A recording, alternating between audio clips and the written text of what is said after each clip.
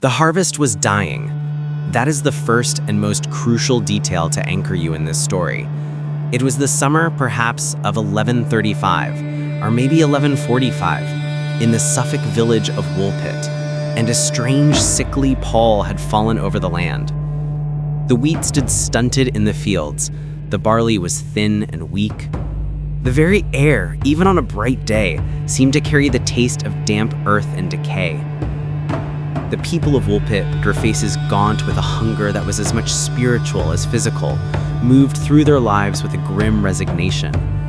They lived in the shadow of the great wolf pits that gave their home its name, deep, steep-sided trenches dug to capture the predators that once plagued the countryside. But that year, it felt as if a different, more elusive kind of predator was stalking them, a blight on the very soul of the land itself. It was on such a day, under a sky the color of bruised parchment, that the reapers heard it, a sound that did not belong, not the cry of a bird nor the bleat of a lost sheep. It was a whimper, thin and reedy, a sound of pure, unadulterated terror. They followed the noise, their scythes held before them not as tools but as weapons, their hearts beating a frantic rhythm against their ribs. The sound led them to one of the yawning wolf pits, its dark mouth a scar upon the earth. The ground around its room was churned, as if by a desperate, frantic struggle. Cautiously, they peered over the edge, their eyes straining to pierce the gloom below. And there, huddled together on the damp, cold earth at the bottom of the pit, were two children. Their forms were small, pitiful, but as the reaper's vision adjusted, a collective gasp ripped through the group. The children's skin, it was green. Not the green of sickness or of mold, but a peculiar, vivid verdigris, like the patina on an ancient bronze statue. Their clothes, too, were fashioned from a strange, unfamiliar material, a material that seemed to shimmer with a faint, otherworldly light. They clutched at each other, these small, green creatures, their faces streaked with tears and dirt. Their eyes wide and unblinking held a fear so profound, it was like looking into the soul of a hunted animal. The reapers, men whose world was defined by scripture and superstition, felt a primal dread crawl up their spines. Every instinct screamed at them to flee, to leave these devil children in the earth where they were found. But a flicker of human compassion, stubborn and undeniable, held them fast. They lowered a man into the pit, his own hands trembling as he reached for the terrified pair. He gathered them up, their small bodies stiff with terror, and brought them to the surface. As they emerged into the open air, the children shrank from the overwhelming brightness of the sun, from the rough, calloused hands of the men who smelt of soil and sweat and the dying harvest. They began to speak then, but the words that tumbled from their lips were a cascade of alien, guttural sounds, a language that was melodic yet utterly incomprehensible to the stunned villagers. The children were led away from the fields, a strange procession moving towards the heart of the village. Word spread faster than fire, and soon the entire population of Woolpit had gathered, their own hardships forgotten in the face of this impossible discovery. The Green Children were brought before the local landowner, a man of substance and some learning named Sir Richard de Calme. In the great hall of his manor house, surrounded by solid timber and stone, the two figures seemed even more out of place, like fragments of a bizarre dream intruding upon a stark reality. Sir Richard, a pious and rational man, examined them not with fear, but with a deep, troubled curiosity. He saw their terror, their confusion. He ordered food and drink to be brought. A loaf of coarse brown bread was offered, but the children turned their heads away in disgust. A piece of salted meat was presented, and they retched at the very smell. A cup of ale was held to their lips, and they wept in refusal. For days, they ate and drank nothing. They were fading, the strange green hue of their skin deepening into a sickly, deathly shade. The boy, younger and frailer, grew listless, his breathing becoming a shallow, desperate rasp. It seemed they would simply waste away, their mystery dying with them. But then, by chance, a basket of freshly harvested broad beans, still in their rough green pods, was brought into the hall. The effect was instantaneous and electric. The children's eyes, previously dull with starvation and despair, lit up with a frantic, desperate recognition. They scrambled towards the basket, making pleading, whimpering noises, yet they did not know how to open the pods. They fumbled with them, their strange green fingers unable to access the nourishment within. A villager, his heart moved by their desperate struggle, stepped forward. He took a pod, split it open with his thumbnail, and showed them the pale green beans nestled inside. The children fell upon them with a ravenous, desperate hunger, stuffing the raw beans into their mouths. It was the only food from this world their bodies seemed able to tolerate. For weeks, this would be their sole sustenance. Raw, fresh broad beans, the singular thread keeping them tethered to life. Sir Richard, seeing this, took them formally into his household. He saw them not as demons, but as lost souls, a divine mystery laid upon his doorstep for him to unravel. He had them baptized, the holy water tracing the sign of the cross on their green foreheads, a ritual meant to cleanse and protect. But the ritual could not mend a broken body. The boy, weakened beyond recovery by his ordeal, never regained his strength. He sickened, his small form succumbing to some unknown malady, and within a few short months, he was dead. He was buried in the churchyard of St. Mary's, a small, unmarked grave for a boy from a world without a name. The girl, however, survived. They named her Agnes, and as the weeks turned into months, a remarkable and inexplicable transformation began. Slowly, gradually, as if her body were acclimatizing to its new home, the vivid green tint began to fade from her skin. It leached away like color from washed cloth, replaced by the same healthy, rosy pink flesh of any other English child. She grew stronger, her body filling out, and, most crucially, she began to learn. She learned the language of her captors, her saviors, her new family. She learned English and then the Norman French of the ruling class. She was, by all accounts, a bright and willful child, a sharp intelligence now shining in eyes that had once held only bottomless terror. It was only when she could speak with some fluency, when the words of this world felt familiar on her tongue, that they dared to ask her the question that had haunted Woolpit since the day she was found. Who are you? Where did you come from? And Agnes, her voice now forming the familiar Anglo-Norman words, told them a story that would sear itself into the annals of history, a tale that defied all logic and understanding. She said she and her brother came from a land she called St. Martin's Land, a place where the sun never truly rose and never truly set, but existed in a state of perpetual soft twilight. A land where all the people, every single one of them, were green, just as she and her brother had been. She described a world without bright sunlight, a place of long, soft shadows and muted colors, illuminated by a constant, dim, crepuscular glow.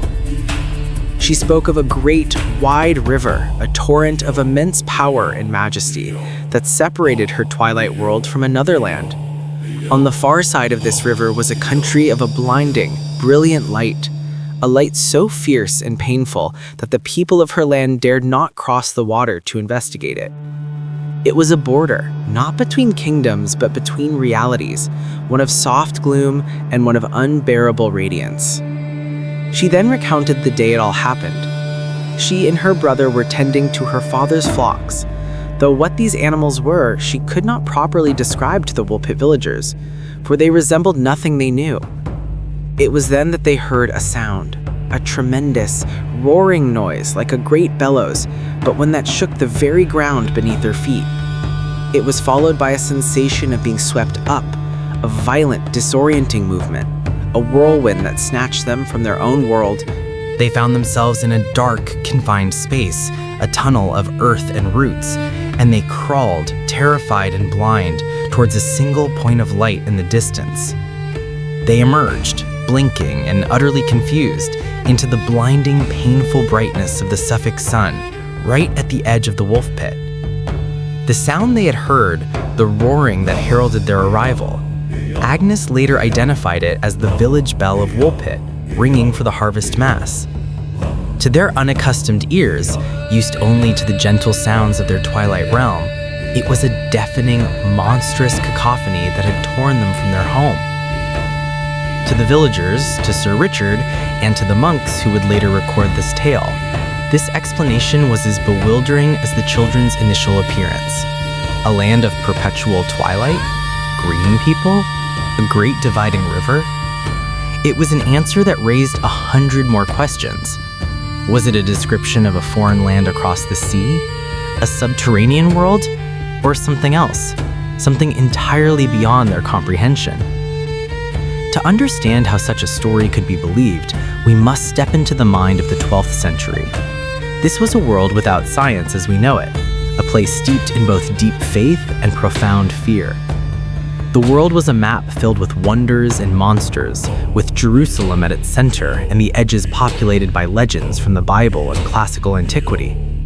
Belief in the supernatural was not a superstition. It was a fundamental framework for understanding a vast, terrifying, and largely unexplained universe. In this worldview, fairies were not tiny winged sprites. They were the fair folk, the good neighbors, powerful, capricious, and dangerous beings who lived in hollow hills and in parallel realms that existed just beside our own. Their land was often described as a place of eternal evening, a twilight world where time flowed differently. A single night in their realm could span a century in ours. The description of St. Martin's Land with its perpetual dimness and its green inhabitants fits this folkloric archetype with an unnerving precision. Even the detail of the food is charged with meaning. The children would only eat beans. In European folklore, beans were deeply symbolic, often associated with the dead, with ghosts, and with the underworld. In ancient Rome, beans were thrown to ancestral spirits during the Lumeria festival. To a medieval mind, a diet of only beans for these strange, otherworldly children would have been a profound and chilling symbol, a direct link to the realm of the dead or the fairy. There are, of course, more rational theories. Woolpit was in a region known as the Danelaw, where generations of Viking settlers had mingled with the native Anglo-Saxons, and just decades before, the Normans had conquered England, imposing a new foreign ruling class who spoke a different language and built brutal stone castles to subdue the population. The story of two lost, disoriented children speaking a strange tongue and starving because they don't recognize the food could be an allegory for the dispossessed children of the region. Another compelling theory suggests they were Flemish immigrants. King Stephen had brought Flemish weavers to England, but they were later persecuted and brutally slaughtered in a riot near Bury St. Edmunds, not far from Woolpit. Could Agnes and her brother have been Flemish children, fleeing the violence, hiding in the forests and mine pits? Their skin could have been stained green from a form of chlorosis, a vitamin deficiency, or from a desperate diet of foraged plants. Their language would have been Germanic and alien to the English ear. Emerging from a wolf pit, traumatized and malnourished, their true origins could have been transformed into something magical by the lens of local superstition. But let us return to Agnes. She grew up. She shed her green skin and her past, integrating so fully that she became, for all intents and purposes, a normal woman of her time. The chronicler William of Newburgh noted, with a hint of disapproval, that she was rather loose and wanton in her conduct, a woman who carried the stigma of her strange origins but refused to be defined by them. She was a permanent outsider who had learned, with fierce determination, to play the insider's game. She eventually married a man from the nearby port of King's Lynn, a man, significantly, who held a position in the local bureaucracy, a man of some standing. This was no small feat for a foundling of unknown and frankly suspicious origin. It speaks to a strength of character, a force of will that allowed her to transcend the incredible circumstances of her arrival. She lived a long life, they say, a wife and presumably a mother. her story settling into the background, becoming a local legend, a tale to be told by the fire. One has to wonder, though, what private thoughts lingered in the quiet moments of her life. Did she, on an autumn evening when the light turned soft and golden, feel a pang of nostalgia for a twilight world she could barely remember? Did the taste of a broad bean ever bring a fleeting, visceral memory of a green-skinned brother, of a father and a mother she would never see again? Did she ever truly in her heart believe she was from this world? Or did she always feel the quiet, persistent ache of the exile? The boy died. Agnes lived, married, and faded into the ordinary tapestry of history. But the story itself refused to die. It was recorded with sober detail by two of the most respected historians of the age, William of Newburgh in his History of English Affairs, and Ralph of Coggeshall in his English Chronicle. These were not storytellers, they were monks, scholars who dedicated their lives to recording political events, wars, and royal successions as accurately as they could. The inclusion of the Green Children in these serious historical works lends the tale a weight that pure folklore lacks. They presented it not as a fable or a morality play, but as a strange, factual event that occurred and demanded to be documented for posterity. It was an anomaly that their worldview could not easily categorize, and so they preserved it, a puzzle for future generations to ponder. So what are we left with, standing here centuries later, looking back into the gloom of that wolf pit? We are left with a handful of documented facts, a tapestry of compelling possibilities, and a mystery that refuses to be solved. Were they fairies, creatures from the hollow hills who stumbled through a temporary gate between their twilight realm and our own? The archetypal evidence is startlingly strong. Were they accidental travelers from a parallel dimension, their experience filtered through the limited scientific and linguistic understanding of a 12th century village, their story translated into the only concepts available? The description of a great river separating a dim world from a brilliant one is hauntingly suggestive of a cosmological boundary. Or were they simply lost, sick, frightened children, their true origins obscured by trauma and time, their story mythologized by the very people who tried to save them? The grave of the green boy is lost, swallowed by time. Agnes, the green girl, lived out her life and was buried in an unremembered plot of earth. But their story endures. It is a perfect historical mystery, a single inexplicable event glowing with an unearthly green light at the intersection of documented history and deep folklore. It reminds us that the past is not a dry, dead thing, but a landscape still alive with strange whispers. It suggests that the border between our world and the other, whatever that other may be, is thin, and sometimes, in places like the wolf pits of Woolpit, it can, just for a moment, be torn open.